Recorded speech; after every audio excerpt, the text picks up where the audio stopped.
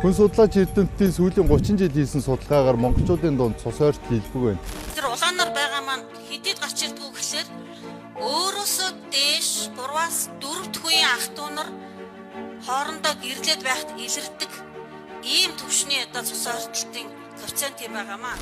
Тэгэхээр бид энэ удаагийн тусгай сурвалжлагаараа цус ойртол гэдэг сэдвийг бэлтгэснээ одоо хүргье.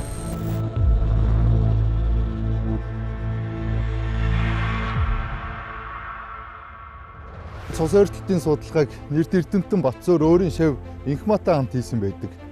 Тэгээ бид нар Инхма доктортой уулзгаар үндэсний аюулгүй байдлын зөвлөлийн стратеги судалгааны хүрээлэн зорих гэж байна. Инхма доктор хүний их эмч мэрэгчлэлтэй анагаах ухааны доктор ийм хүн байгаа.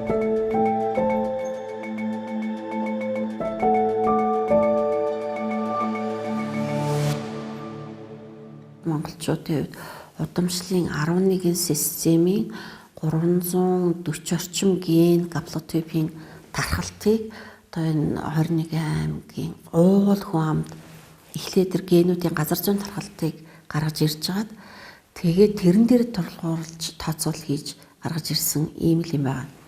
Тэгэхээр үр дүн юу харагдаж байна вэ гэхэлэр манай хүн амын дотор өөрөөсөө дээш 3-аас 4 дахь үеийн ах トゥ нар хоорондоо гэрлээд байхад илэрдэг тийм төвшний цус ойртолтын одоо коэффициент тооцоологдож гарч ирж байгаа. Улсын дунджийг аваад үзье. Хөвсгөлөөс өмнө говь руу явах чиглэлд энэ өргөргийн дагуу хойноосоо урагшлах тусмал цус ойртолтын төвшин нэмэгдээл байгаа ийм дүр зураг гардаг юм. Тэгэхээр энэ өөрөө юу хэлж байгаа вэ гэхээр урагшлах тусмаа хүн амын нягтрал суурьшил сэргжээд байдаг. Энэ хэрээр нөгөө гэрлэх залуусын сонголт багасаад нутаг орон эзгүүтгийн хэрээр цус ойртолтын түвшин өндөрсөд байна л гэдгийг л энэ үрдүн хэлж өгч байгаа байхгүй юу? Энийг ихтэй бид нар маш их ярьж байгаа. Энийг миний мэдхээр л 20 жил л ярьж байгаа. Тэгэхдээ нөгөө шийддгүү ийм шийдлүүд манай нийгэм чинь ингээ бужигнаад маш их байна шүү дээ. Тэгэхээр энэ шийдлүүдийг гаргаад угаасаа тодорхой байгаа байхгүй юу? Органикаар иргэдэн үсээд байгаа. Тэгэхэд хүчээр засаг захиргааны нутгасны дэвсгэрийн нэгжээр чи нэг аймаг шүү. Энэ бүх үйлчилгээ нэг аймгийн энэ тойрогтол явна шүү гэдэг бол буруу бол. Цус ойртолтын түвшин нэмэгдээл ахлаар нөгөө төрөлхийн савгажтай төрж байгаа хүүхдийн тоо эрс өсөд байгаа тийм шууд хүчтэй хамаарлын коэффициент тий шууд хүчтэй одоо мэрэгжлийн хэлээр бол шууд бөгөөд шууд хүчтэй хамааралтай гэж хэлдэг юм л да. Ийм корреляцийн коэффициентууд гараад ирчихэж байгаа.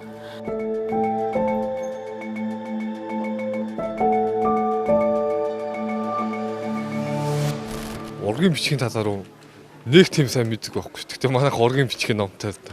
Тий. За ургийн бичиг бол манай ингээ гэр бүлийн ханд ингээ байнга байдаг. Манай хамаатнуудын дунд салбаралтай, нарны зурагтай. Баг зэргийн бичижсэн яажсан бол би. Угийн бичиг одоо нэг сая сургалтанд суусан. Хөтлөхгүйд юу яаж байгаа хүүхдүүдтэй тий. Манай ээж л хөтэлдэг. Тий. Манай ээж аавын тал бол ургийн номнуудыг бол гаргасан. Манай аав ээж хоёр л хөтэлдэг. Угийн бичиг хөтэлдэг. Яг ургийн баяр бол хийдгээсэн аахгүй тий. Төлөө явъя гэд бодож байгаа. Ер нь бол дэсгээ дөрөв юмднэ. Ямар эрсдлээс одоо угийн бичиг хамгаалах болов? Цус ойртолтоос. Тий.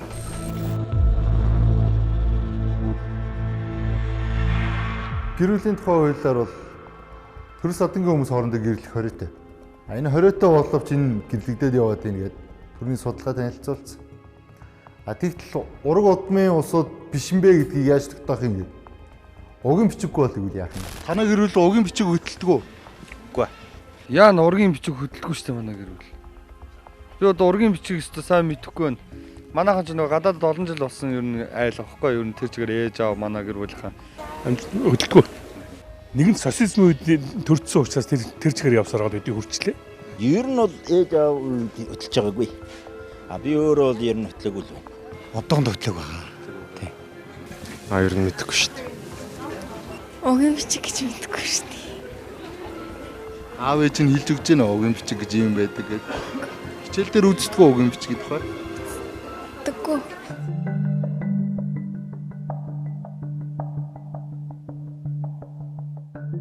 Түүхэн угийн бичиг, генетик угийн бичиг хоёр ялгаатай. түүхэн угийн бичиг бол одоо тэр түүхчилж бичин, шаштарлаж бичнэ гэд ихэнхдээ манай нөгөө төрийн хүмүүс за тэгээд тэр язгуур ухсаатай улсуудын угийн бичиг хадгалагддаг байсан. Яадаг гэхээр дандаа эрэгтэй талаа барьцсан байдаг шүү дээ, тийм ээ. Генетик угийн бичиг гэхэлэр ерөөсөө л бид нар 9 үеийн дотор л ураг холбохгүй ял гэдэг шүү дээ, тийм ээ. Монгол хүн өөрөөсөө тийш 9 үеэ л мэддэг болчих. Тэгвэл энэ хүрээнд Давтуу Хамаатан Садангаа мэдээд ингээд өөр хоорондоо гэрлэхгүй юм байна.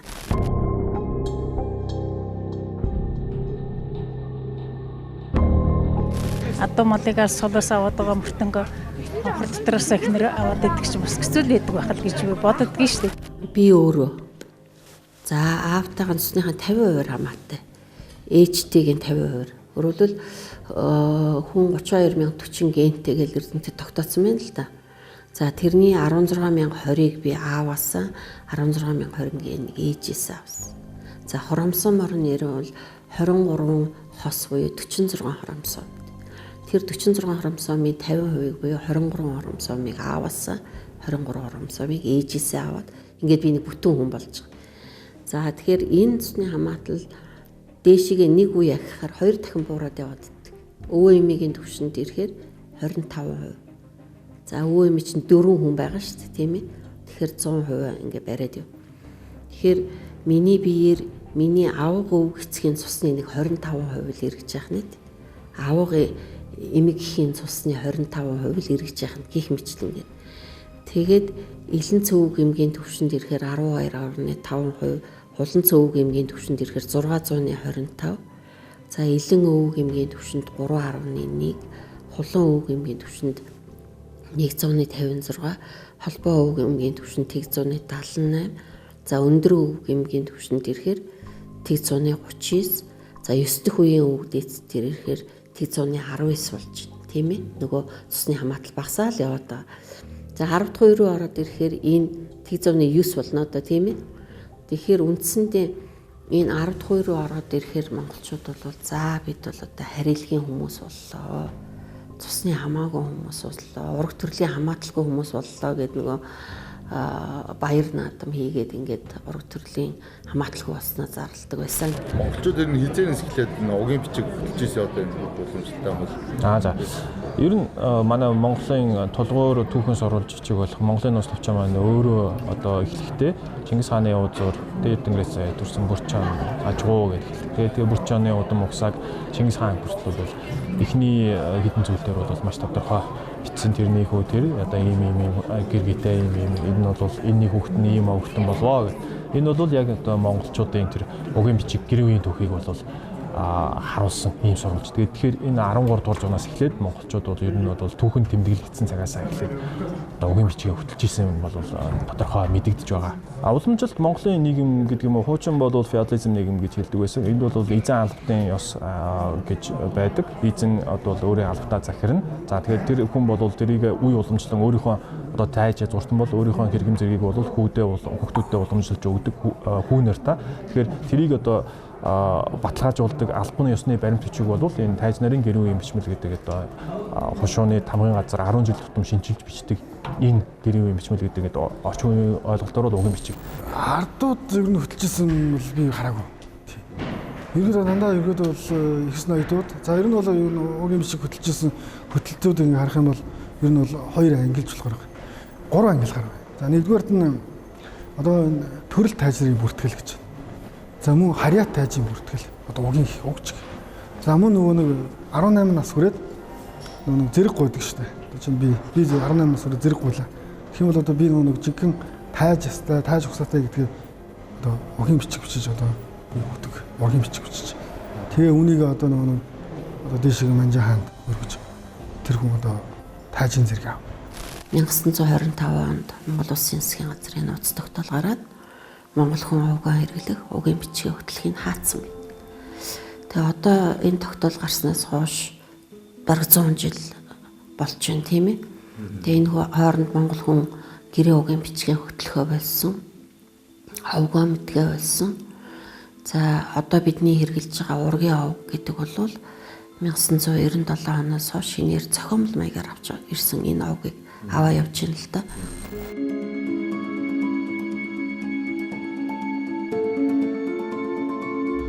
цагаан сарын баяр гэдэг нэг ёсны ургийн баяр учраас цагаан сараар одоо уулзаад өвгдөөцөөс асуугаад мөн архивын баримтны зэрэгцээ одоо амьд байгаа 70-80 гарц өвгдөөцөөс их асуух хэрэгтэй. Монгол түмний уламжлалт цагаан сарыг ардын засгийн үед нэлээд ад үтсэн феодалуудын баяр гэдэг. Сүүлд 1952 онд маршал Хорлогийн ч болсон цагаан сарын шинийн нэгний өдөр бурхан болсон. Шинийн нэгэнд монголчууд бүгдээрээ уухшаад автаж тэр жил цагаан сар хийгээгүй гэсэн. Дараа жил нь бас үндэсний хэмжээнд дэмгэнийн гашуудч цагаан сар хийгээгүй. 1954 онд цагаан сарын шинийн нэгнийг амралтын өдөр байсныг ажлын өдөр болгож өгсөн. Дахиад хэдэн жилийн дараа 1960 онд тухайн үеийн ардын хурлын тэргүүлэгчдийн тогтоолоор цагаан сарын шинийн нэгнийг нэгдэлчдийн баяр болгосон. Өмнөх жил нь малчдын хөрөнгийг нийгэмчилсэн. Нэгдэлчин хөдөлгөөн социализм байгуулна гэдэг. Тэр цагаас хойш 20 гаруй жил өнгөрсөн. 1988 онд тухайн Монгол ардын хувьсгалт намын улс төрийн товчооны хурал болж тэр хурлаар цагаан сарыг сэргээж одоо монголчуудын өв уламжлалаа сэргээе гэж тийм шийдвэр гаргасан. Гэтэ ардын хувьсгал ардсан хувьсгал ялсны дараа 1990 оноос энэ цагаан сарын баярыг тэмдэглэж эхэлсэн.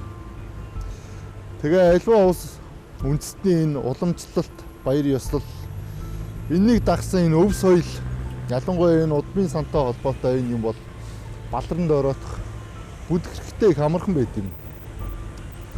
Цагаан сар тэмдэглэхээ болсон нэгдэлчдийн баяр гээд тоохоо байсан хот хүрээ газар тэмдэглэхээ болсон тэр жилүүдэд монголчууд тэмдэглэж байсан. Тэгэхдээ дийлэг монголчуудын дунд энэ уламжлал бүдгэрч ахмад бууралтаа очиж золгох, ураг удмаа мэдлцэх, төрөл цадангаа таних энэ уламжлал бүдгэрээд байсан гэсэн. Тэгэхээр энэ дээр төр засгийн бодлого шийдвэр ямар ч цаг үед энэ удмын санд маш их нөлөөтэй байдгийг энэ явдлаас харж болно. Ардчилсан хувьсгалын дараа 1991 онд анхны ерөнхийлөгч очироод бүгд найрамдах Монгол ард улсын хүн ам зүйн талаар баримтлах чиглэлийг зөвшөөрөх тухай зарилгаараа хүн бүр овг удмаа мэдэж угийн бичгээ хөтлөх үндэсний түүх уламжлалыг сэргээн хөгжүүлэхийг нийт иргэдэд уриалсан нь социализмын жилүүдэд орхигдсон удмын сангийн бодлогод үндэсний аюулгүй байдлын зөвлөлөөс анхаарсан чухал бичиг баримт байв. Энэ явдлаас хойш үндэсний аюулгүй байдлын үзэл баримтлаас ахуулаад угийн бичиг ургийн овгийг сэргээн хэрэглэхийг уриалсан үүргэжүүлсэн төр засгийн бодлого шийдвэр ээж дараатай гарсан. Тухайлбал 1996 онд соёлын тухай хуулийг батлахад угийн бичгийг соёлын үнэт зүйлдэд тооцож Монгол хүн бүр угийн бичиг хөтлөх үүрэгтэй гэж хуульчилсан. 1997 онд Мэд сайхны их сайхны засгийн газар угийн бичиг хөтлөх журам батлах тухай тогтоол гаргаж угийн бичгийн загварыг баталсан. 1999 онд гэр бүлийн тухай хуулийн 10-ын 3-т гэрлэгчид угийн бичиг хөтлөх үүрэгтэй гэж хуульчилсан нь одоо ч хүчин төгөлдөр. 2007 онд Мегон биеийн хурлын засгийн газар угийн бичиг хөтлөх журмыг шинжилэн баталсан. 2012 онд төрөөс соёлын талаар баримтлах бодлого батлах тухай улсын хурлын тогтоолоос гадна 2014 оны соёлын өвийг хамгаалах тухай хуульд угийн бичиг хөтлөх уламжлалыг соёлын бит бус өвд тооцсон. 2017 онд залуучуудын хөгжлийг дэмжих тухай хуульд удам угсаагаа мэдэх угийн бичиг хөтлөхийг дэмжих ажлыг бүх шатны засаг дарга хэрэгжүүлнэ гэж хуульчилсан. Цаашлаад Монгол улсыг 2021-с 2025 онд хөгжүүлэх үндсэн чиглэл батлах тухай улсын хурлын тогтоол 2021 оны соёлын тухай хуульд угийн бичиг хөтлөхөд төрөөс дэмжлэг үзүүлнэ гэж хуульчилжээ. Алсын хараа 2050 хэмээх бодлогын баримт бичигтч уг бичиг хөтлөх уламжлалыг сэргээх дэмжих үеийг 2021-с 2030 он гэж тодорхойлсноос гадна 2050 онд хүн бүрийн удамшлын мэдээллийг хадгалсан цахим үнэлэхтэй болгосон байна гэж заажээ. Хамгийн сүүлд 2022 онд Монгол хүний удмын сангийн аюулгүй байдлыг хамгаалах хүн амын өсөлтийг дэмжих талаар авах арга хэмжээний тухай улсын хурлын тогтоолыг баталсан зэргээр хүн амын удмын санд анхаарч байна. За хүмүүс бол угийн бичгээ хөдлөе, удам судраа мэдээ бас ургийн ном энэ төр гаргая гэдэг. Илүү хугацаа зарцуулаад энэ ажлыг хийгээ яваад байгаа. Архив дээр очиод олон цагаар шүүж гин. За тэгээ энэ тентгээс давлгаа аваа явж гин. Нутгийн ахмадуудаар очиод эсвэл ахмад буурлууд дээр очиж мэдээ цуглуулаа ингээ яваад байгаа. Энд нэлээд цаг хугацаа шаарддаг юм байна. Тэгээ энэ цаг хугацааг хэмнэхэд бас нэг шийдэл хэрэгтэй байна гэдэг уулзч учирсан хүмүүс бас тийм яриад байгаа.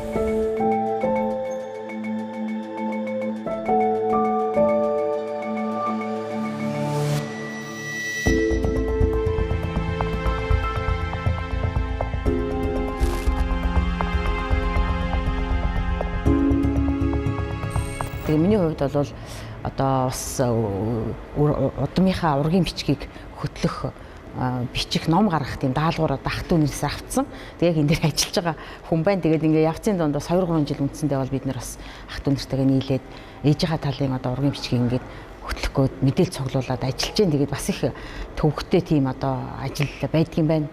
Архивын мэдээллийг 12 гэдэг хүн болгон одоо нээлттэй ороод авах болцоотой. Өөрийнхөө одоо ууг удмын нэрийг бичээл одоо тэндээсээ мэдээлэл авах болцоотой байдлаар нээлттэй тийм сан үүсгэж өгвөл одоо энэ хүмүүсийн ажил тусах тусалах юм байна гэж миний хувьд бол харж байна.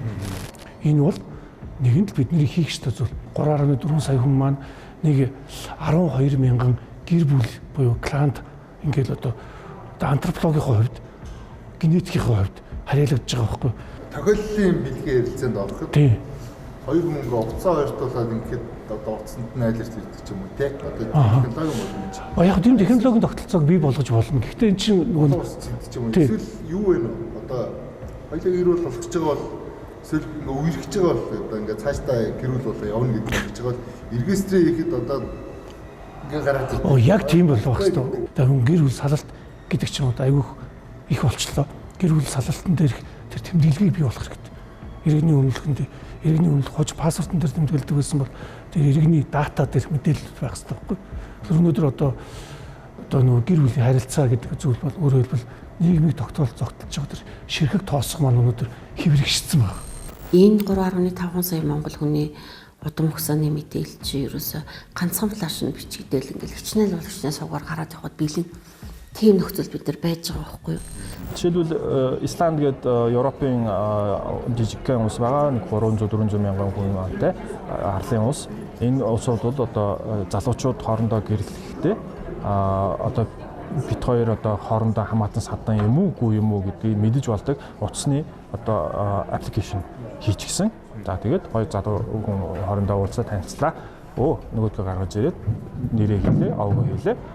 Та хоёр бол тийм харцаа хамааталгүй. Одоо юу гэдгийг яг хэрэг хамааталтай бол тэд үеийн өмнө тийм одоо юу байжээ гэдэг ч юм уу. За энэ хол байна, ойр байна гэдээ өөрсдөө шийдэх. Тэгэхээр энэ бол тэр улсын зүгээс бас тэр улсынхаа хүн амын генофонд гэдэг юм уу тэрэнд анхаарсан одоо ирээдүгөө чиглэсэн одоо төрөөс нь хийсэн тийм юм байна.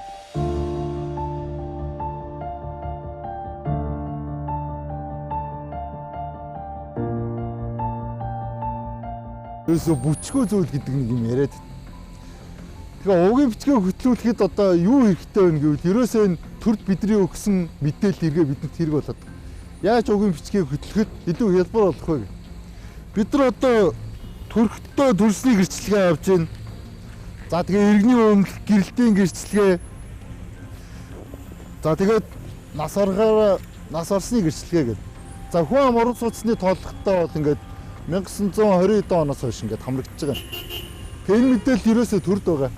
Энэ мэдээллийг уугийн бичигт хөтлөхдөө яаж хэлбэр аргаар амархан олж авч цэгцтэй янз бүрийн хөтлөх вэ гэж. Ийм мэдээлэл айгүй хэрэгтэй байгаа юм шиг шийдлэн. Тэр хоёр гэрлэгч байгаа этгээд ирээд мэдээллийг өөрөө зөвшөөрөөд тухайн одоо иргэний талаарх өнгөрсөн одоо тий өвөг дээдсийн мэдээллийг ил болгоод цуглуулж боловсруулах нь бол боломжтой. Тэгэхээр яг энэ ажлыг хийх гээд өнгөрсөн хугацаанд ажиллаж байхад бол одооны архивын газар дээр байгаа мэдээллүүд бол бичгийн суурьтай. Тэгэхээр нөгөө цахим суурьтай биш. Тэгэхээр ер нь бол манай өнгөрсөн хугацаанд бол бид энэ ажлыг хийх гэж нэлээд олон юм даваануудыг давсан. Жишээ нь архив албан хөтөлбөрийн өнөөдрийн хууль болохоор цахимаар үүссэн болвол заавал цахимаар үүссэн бичиг баримт нь цахимаар архивлэгдэж болно гэсэн агуулга ерөөсөй байгаагүй. Тийм учраас сая энэ 109 хуулийн дээр өөрчлөлт оруулсан. Нэгсэндээ анх цахимаар дээр архив бичиг баримт үүссэн бол цахимаараа архивлэгдээд түүнийг нотлох баримтаар ямар ч түвшинд үнэлж болно. Аюу баг. Манай тухайн тоолго бол ихэд нэг оны тоолгыг тоолго ингээд авахд 3500 төгрөг.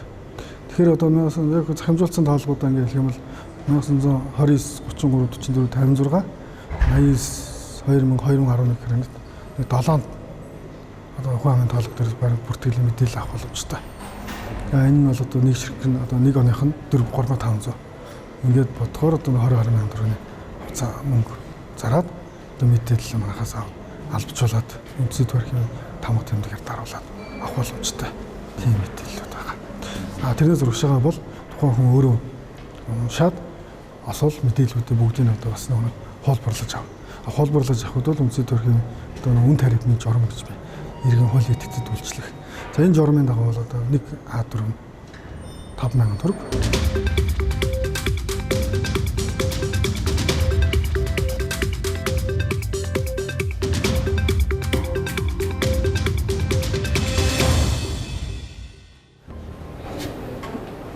Тэг манайхан одоо арай боловсронгуй болох байхаа камер баймар одоо муудсан байгаа даа. Төсөл хэрэгжээд явж байгаа. За ингээ болцсон. Манай энэ цонхоор бол ерөөсө 29 оноос эхлэж шүүж байгаа. 29 33 44 56 энэ 4 он дээр кредит рүү шилжсэн 4 он дээр шүүгээд байгаа байхгүй. Тэрнээс өмнөхийг судалнаа гэхэд өрөөдлөвчээ зөвшөөрлөө аваад манай уншлагын танхимаар өөрөө суугаас. Одоо ингээд тэр нөгөө нэг оноос ингээд шүүлгэж шít хэдэн минутанд гарах вэ? За одоос тэр минутыг нь бол би сайн тооцоолж мэдэхгүй. Тэр архивчдаас. Тэр мэдээлэл нь орсон болоо. Өвөө одоо элен цууланцынхаа одоо төрсөн нутаг амьдарж исэн газар энтрийг хувирг өөрөө мэдчихэж одоо эндээс л авахаа гавна тийм ээ. Тийм ерөнхийд мэдчихэж таа. Иргэд бас ерөнхийдөө нөгөө мэдээлэл хүмүүс бас ирдэг л дээ. Манай өвөө одоо юу гэдэг болгоныг би төрсөн оны мэдгүй, овгийн мэдгүй тийм нэртэй хүн байсан, Балдан гэдэг хүн байсан гэнэ. Энэ хүний талаар тодруулсан гэдэг ирж байгаа. Тийм тохиолдолд бол юу нэг хайлт хийгээд мэднэ гэж бол байхгүй. Тэгэхээр одоо яаж мэдэх боломжтой тийм хүмүүс? Тэгэхээр одоо ураг удмынхаа өндөрнөстэй хүмүүсээс үл ядахтаар тэр хүн хайлах чонхоо овгийг мэддэг байна. Оны багцаа тий яг нь 10 нас дотор биш 1890 он гэх юм 1900 оны ихээр гэх юм тий. Тийм байж байгаа бас нэг хайлт гэдэг үзэх боломжтой. Хуваараа хүмүүсийн одоо нөгөө ургийн бичгийн одоо ном идэг хүмүүс байна тий. Тийм хүмүүс ирээд одоо тэдний тэр нутгийнх нь надаар хийх гэсэн юм тийм сумынхын ч юм уу тийм овгийнхан. Тэгвэл одоо танаг гаргаж өгдөг үү? Тэр тохиолдолд бол тухайн хүн маань итгэмжлэлээ авах хэрэгтэй яг хэрэгтэй. Итгэмжлэл хийлгэн нэгдүгээр. Хоёрдугаарт яг алтан бичгээр ханддаг л та. Тийм. Алтан бичгээр хандаад тэгээ одоо манайх бол тэр алтан бичгийн дагуу шийдвэрлэх гэсэн үг л тийм.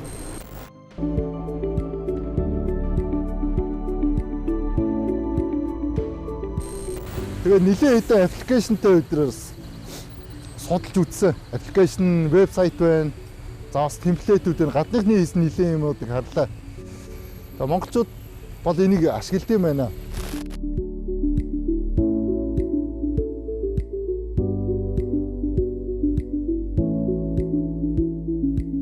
Удам цэгмэн гэдэг танай аппликейшн одоо 3 дахь үедээ орж байна те.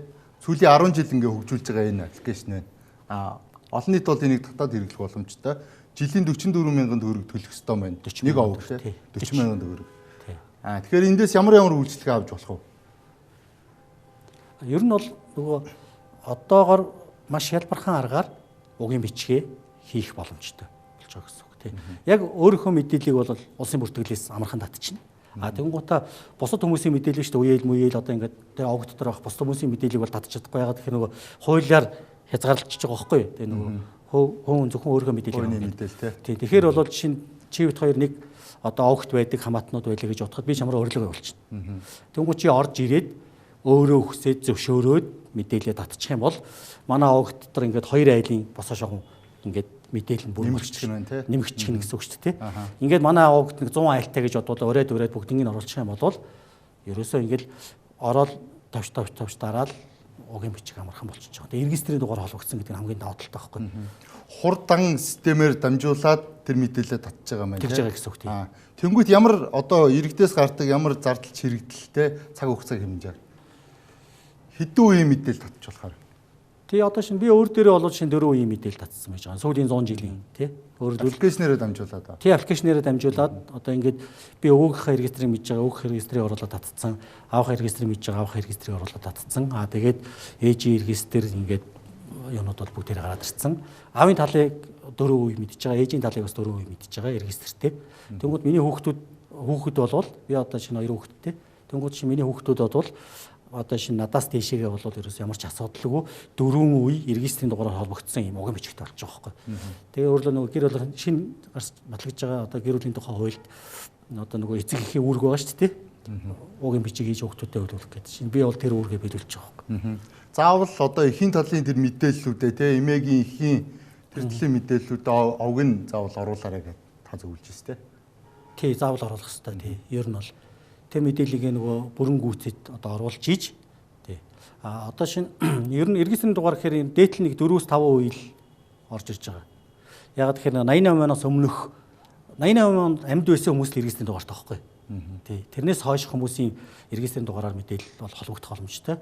Тэрнээс өмнөх нь болохоор ингээд зүгээр овг нэртэй болчихж байгаа. Тэгэхээр тэр бол тэргээ лавлгаа архиваас шүүж оруулна гэсэн. Архиваас шүүж оруулна. Бид нар архивтай бас хялбархан холбох одоо ажлууд бол хийгдэж байгаа. Тэгээд тэр маань бол одоо шинэ сая энэ цагаан сар бол арай амтсангүй. Одоо эх жил гэхэд бол ер нь бараг болчих واخ. Тэгэх юм бол шинэ архиваас бас амархан татдаг юм боломж бол бий болчихно гэсэн үг. 2022 онд Улсын хурлын нэг тогтоол батлагдсан. Хүн амын удмын сангийн аюулгүй байдлыг хамгаалах тухай хууль гэдэг. Тухай их хурлын тогтоол гэдэг. Тэр тогтоол дээр болохоор Монгол улсын хүн амын удмын санг хамгаалах генетикийн лаборатори байгуулнаа, бос юм сан байгуулнаа гэдэг нэг юм заалт явж. За араас нь дахиад нэг юм явж байна. Улсын хурл дээр гэр бүлийн хуулийн шинжлэхний хариулгын төсөл гэж хилцэгдээ явж байгаа. Энэ дээр шинэ ямар заалт байна гэвэл цус ойртолтоо сэргийлэхийн тулд хос болох гэж байгаа хоёр хүнээс ДНК-гийн шинжилгээ авна гэж. Тэгтэл ДНК-гийн шинжилгээ авах лаборатори Монголд бараг байхгүй даа. Сая бид нар энэ Монгол Улсын их сургуулийн номын санд байдаг 6 давхартны байдаг энэ генетикийн лаборатори дээр хоёр охин сууж байхаар нь хоёр оюутан сууж байхаар нь асуулаа. Хэр зардалтай юм гэж. Нэг хүнээс шинжилгээ авахд дорой $60,000 байдаг гинэ. Тэгэхээр нөгөө маш зардалтай үйлчлэг байх. Тэгтэл энэ гэрлэгсэд энэ мөнгийг төлж чадах уу? Эсвэл заавал авах хэрэгтэй гэж хуульчилчаад төр тэр татаасыг төлөө явах юм шиг үстэй.